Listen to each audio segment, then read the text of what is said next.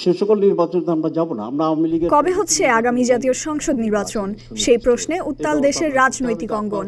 রাজনৈতিক ব্যক্তি ও দলের একে অন্যের দিকে প্রশ্ন ছুড়ে দিচ্ছেন, কিন্তু তার কোনো সঠিক উত্তর কোথাও পাওয়া যাচ্ছে না।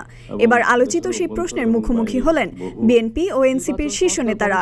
প্রধান উপদেষ্টার সামনেই নির্বাচনের রোডম্যাপ নিয়ে বৈঠকেই তর্ক জড়ালেন বিএনপির সালাউদ্দিন আহমেদ ও এনসিপির নাহিদ ইসলাম। ওরা নির্বাচন চায় না বলে কি আমরা অনির্দিষ্টকাল নির্বাচন চাইবো না? তারা কেন নির্বাচন চায় সেটা তারা জানে। তারা বলছে তারা ইনক্লুসিভ নির্বাচন চাই।